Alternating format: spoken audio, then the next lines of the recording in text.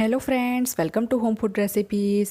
આજે આપણે બનાવશું સુરણનું દહીંવાળું શાક, જે ખાવામાં એટલું ટેસ્ટી લાગે છે કે તમે તમારી આંગળી ચાટી ચાટીને ખાશો। અને આનાથી પહેલાં આ શાક તમે ક્યારેય ખાધું પણ નહીં હોય, તો એકવાર તમે આને ટ્રાય ચોક્કસ કરજો।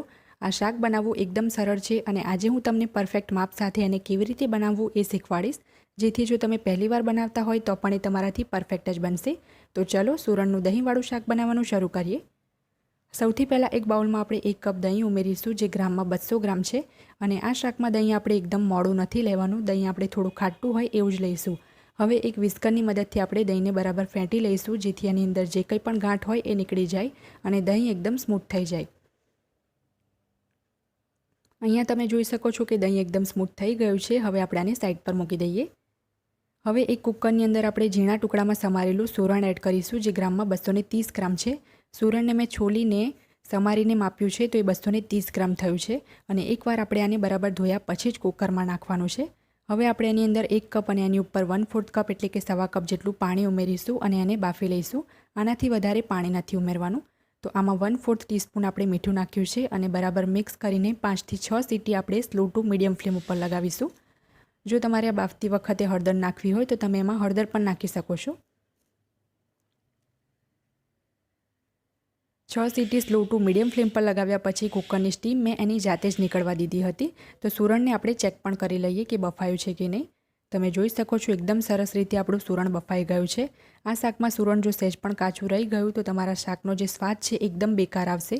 આનાથી વધારે પણ સુરણ બફાઈ જાય તો પણ કોઈ વાંધો નહીં, પણ સુરણ કડક ના રહેવું જોઈએ, એ વાતનું ખાસ ધ્યાન રાખવું। હવે આપણે શાક બનાવી લઈએ। ગેસ ઉપર મેં એક પેન ગરમ કરવા મૂકી દીધું છે। એની અંદર 2 થી 3 મોટી ચમચી તેલ નાખીશું। તેલ ગરમ થાય એટલે આપણે એમાં અડધી ચમચી રાઈ નાખીશું અને રાઈને બરાબર ફૂટવા દઈશું। આ શાકમાં જીરું કે મેથીનો યુઝ નથી કરવાનો। રાઈ બરાબર ફૂટી જાય એ પછી આપણે એમાં અડધી ચમચી હિંગ નાખીશું અને 1 થી 1.5 મોટી ચમચી જેટલી આપણે આદુ અને લસણ અને લીલા મરચાંની પેસ્ટ ઉમેરીશું અને સ્લો ફ્લેમ ઉપર આપણે આને 30 સેકન્ડ માટે સાંતળી લેવાની છે, જેથી આની અંદરથી કચાશ નીકળી જાય। તો પેસ્ટ બરાબર સાંતળાઈ જાય એ પછી આપણે એમાં બાકીના મસાલા ઉમેરી દઈએ। 1 ચમચી આપણે કાશ્મીરી લાલ મરચું પાવડર ઉમેરીશું કલર માટે, 5 ચમચી હળદર અને 1 મોટી ચમચી ધાણા જીરું પાવડર ઉમેરીશું। અડધી ચમચી ગરમ મસાલો ઉમેરીશું અને બરાબર મિક્સ કરીને આપણે અડધી મિનિટ માટે આને સાંતળી લઈએ। મસાલા બરાબર સાંતળાઈ જાય એ પછી આપણે જે દહીં ફેટીને રાખ્યું હતું એ આમાં એડ કરી દઈશું અને 2 મિનિટ માટે આપણે શરૂઆતમાં સતત દહીંને હલાવવાનું છે, જેથી આપણું દહીં ફાટે નહીં। તો દહીં ઉમેર્યા પછી આપણે ગેસની જે ફ્લેમ છે એ સ્લો જ રાખવાની છે। તો સતત આને આપણે 2 મિનિટ હલાવવાનું છે।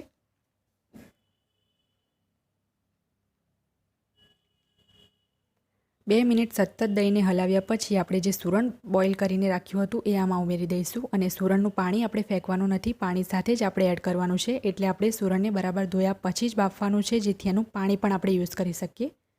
તો બધું બરાબર મિક્સ કરીને આપણે 5 થી 6 મિનિટ માટે આ શાકને કૂક કરીશું।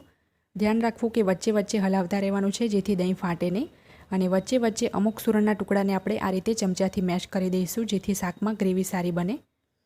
બધું જ સુરણ મેશ નથી કરવાનું, બસ 5 થી 6 સુરણને આપણે મેશ કરીશું। આ શાકમાં સુરણ સહેજ પણ કાચું ના રહેવું જોઈએ, નહીં તો શાકનો બધો જ સ્વાદ મરી જશે। તો હવે આપણે આને કૂક થવા દઈએ। તો આપણું શાક કૂક થઈ રહ્યું છે ત્યારે વચ્ચે આપણે એની અંદર સ્વાદ મુજબ મીઠું નાખી દઈશું। સુરણ બોઇલ કરતી વખતે પણ આપણે મીઠું નાખ્યું હતું। 1 ચમચી આપણે એમાં ખાંડ નાખી દઈશું। આ શાકમાં ખાંડ ઓપ્શનલ નથી, તમારે ખાંડ એડ કરવાની જ છે, તો જ શાકનો જે ટેસ્ટ છે એ ખાટો મીઠો આવશે। થોડાક આપણે ઝીણા સમારેલા લીલા ધાણા ઉમેરી દઈએ અને આને કૂક થવા દઈએ। ટોટલ 5 મિનિટ કૂક કર્યા પછી આપણું શાક રેડી થઈ ગયું છે। તો આને આપણે એક પ્લેટમાં સર્વ કરી દઈએ।